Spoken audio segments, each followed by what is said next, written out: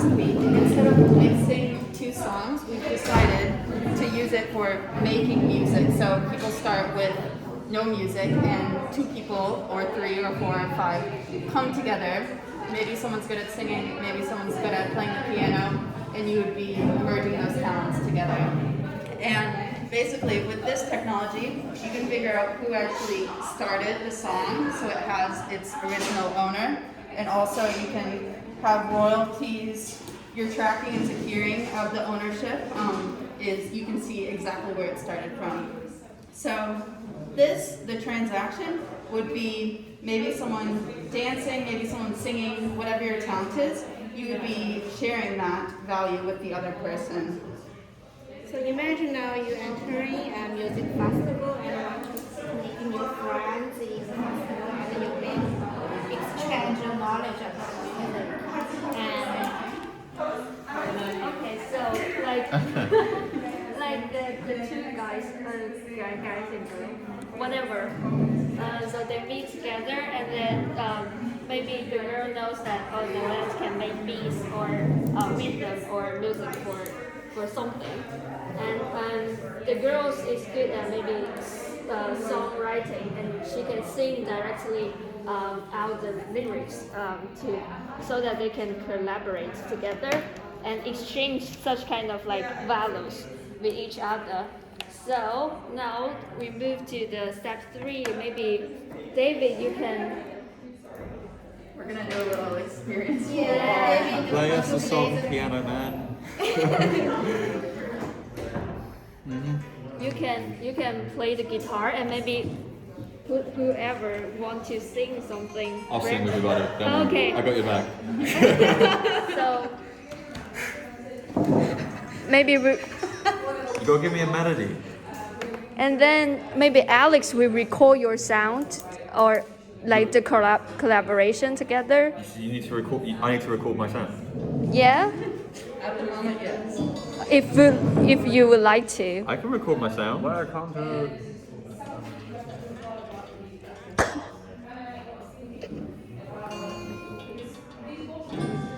Okay. Wow.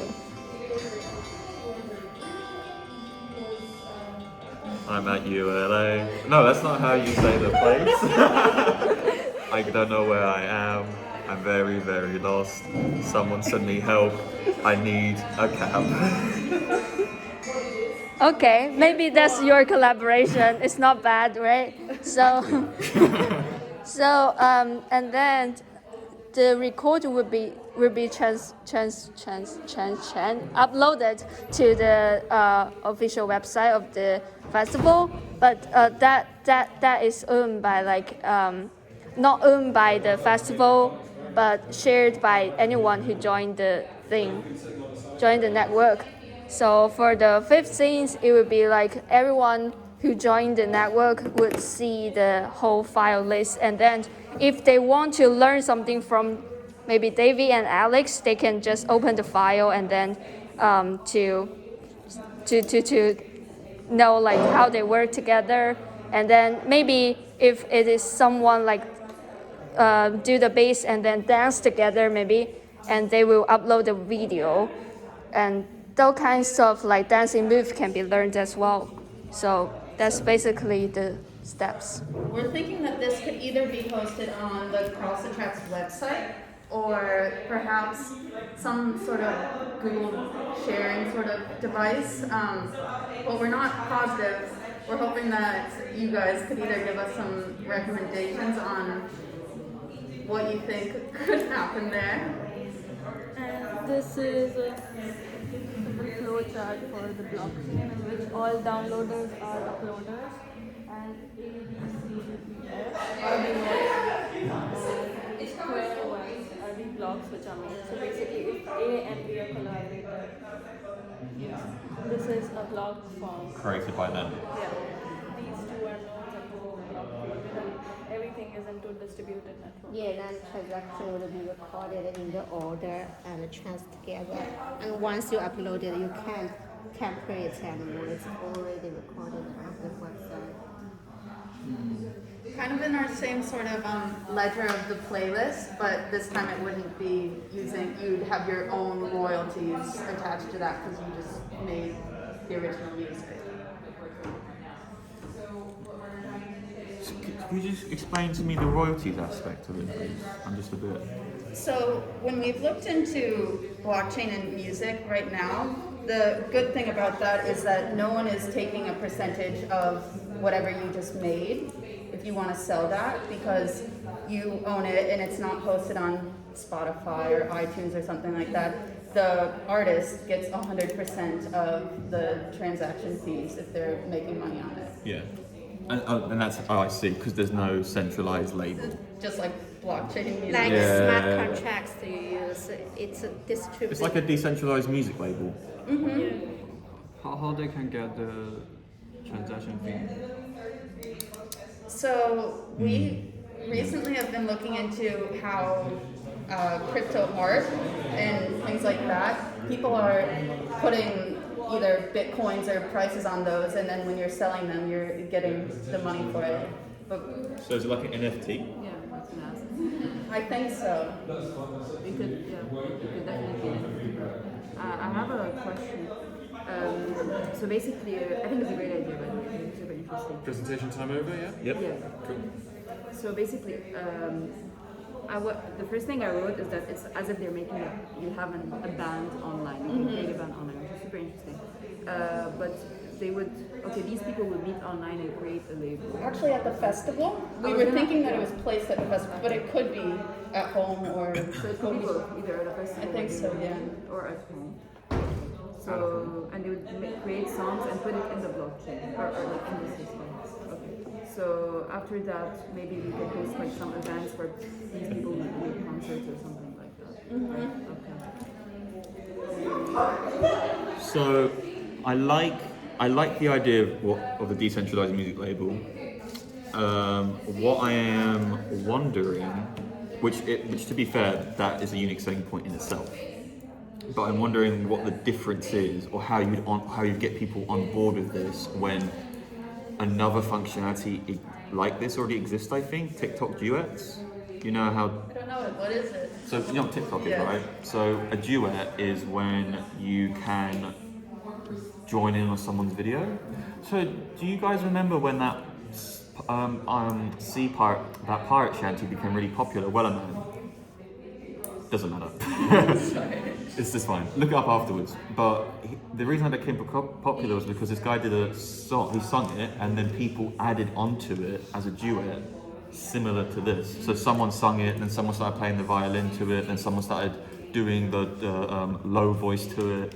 You know, and so. But the difference was that guy then got signed on to make a song in a centralized label. So that's why I think it differs as the decentralized aspect of that. It becomes your own. But to attract people to use it, I wonder if how do you make it a bit different from a TikTok duet? I have another question. What if, for example, this guy and this girl connected and started making the song? What if a third member wants to join the duet, but these people don't like his voice, for example, or don't think his talent will complement is not fit for what they have? Is there a way they can have a say in it to stop people from joining this duet, for example? Is there a voting mechanism where people maybe you can have a voting mechanism? So right now, say us three are at the festival, and I guess you could just tell someone verbally if you don't want them in it, but I don't know exactly how that would play out with, For your question, I politeness. think the uploading of music before music festival would work, and we were also thinking of getting the something like social networking, having a live or some top list which could help us in categorizing which one is good or which one is not. Okay. It's people's choice. So it's people's choice if you think that this person should join them, for example. It's not these two people who are in the group who would choose who gets to be with them. Yeah, that's what I imagine. I guess I could ask a similar question that you asked about ours, the moderation of it. So obviously, if it's a bad song, people just won't use it. But what if there's a guy who just starts shouting a bunch of racial slurs and then uploads it to the blockchain? Does it get removed? Does it stay there? It just gets. If people don't use it, then it just disappears, or That would be a problem considering that blockchain is supposed to stay in it's permanent. Yeah. chronological order. I don't. Yeah, and since it's permanent, when the people long years ago, when I was 15 years old, I regressed. I want to delete my voice. Yeah. How we deal with that issues? I think you would be giving your permission when you're signing up for this, knowing that it would be somewhere forever, just like things on the internet. So stay somewhere. maybe that's something you make explicit when you start to do the sign up interactions on your app. Or Right to be forget. Right to be forgotten. Forgotten. Yeah. So do we have the right or not? Before Can you with blockchain? Yeah, for now, we haven't considered this question. But then it's the, not blocked. Because if that's you, David, then technically everyone in the node owns that bit. Has all a copy of that of your voice at 15. So then, if you delete it, it still stays within the network. Yeah. So I that's don't it. think he can delete it either. Well, no, I It know, could but not he be could. deleted, but it could be updated. And also this part, if the people who don't have any skills or knowledge about music, is how could they can? They're not joining. So exclusive. Yeah, but to be fair, they got a target audience, you know. Yeah, I guess you have to have some sort of talent, or at least believe you have some talent. Even if you're not talented, I think you could still be doing it. I was about to say what you just heard there was not talent, and I still participated. I think it's supposed to be fun, Yeah. right? And it's also a music festival. Many artists are there to see other people's work and learn. And you can learn from listening to those music, but how can I learn just from listening? You know what? We don't know how they. Sorry. You've also made though, like to an extent, I'm just thinking about it. You've made like a decentralized publishing thing in general, because like you could take this concept to novels. Like people write there's things that exist like already for story wars, but like I'm really going off from what you're doing, but it's curious that like in terms of like where it could go, what you could do with this idea of like it being a distributed co-ownership, and I think what's the most interesting part is the idea of like shared royalties, because then you can take that idea to like movies, films, or books, or anything else that like could be a collaborative experience. I have a quick question. Because like in this scene, you always have to kind of approach the person to ask about their talent and stuff.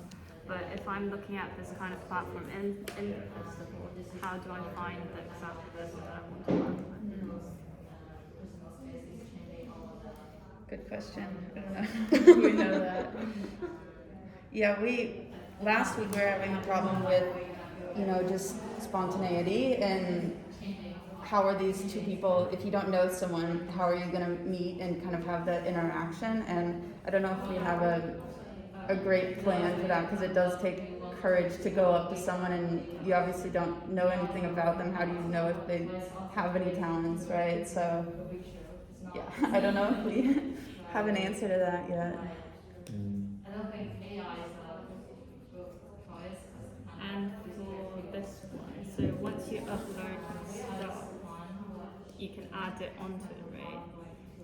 But do you get to do it like simultaneously? So like you meet someone here and then play it together, or is it just like piling up the music?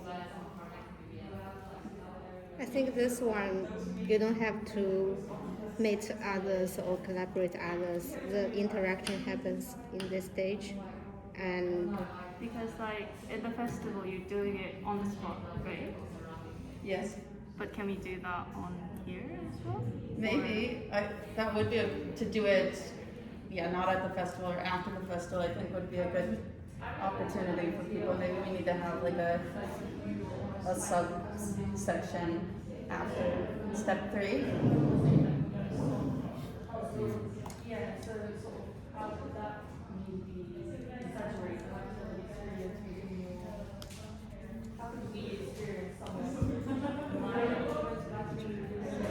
Because I'm assuming that you're using the same platform on this and this. So to make this happen, this function has to live inside the same. That's true. And I think it could be a website, like mobile website link, or we need to think about the application. We haven't processed the application process. Yeah. We're missing a lot of technology still, and we're really conscientious of that. I think it's a, but I think I like the idea. So keep with it. Thank you guys. Thank you.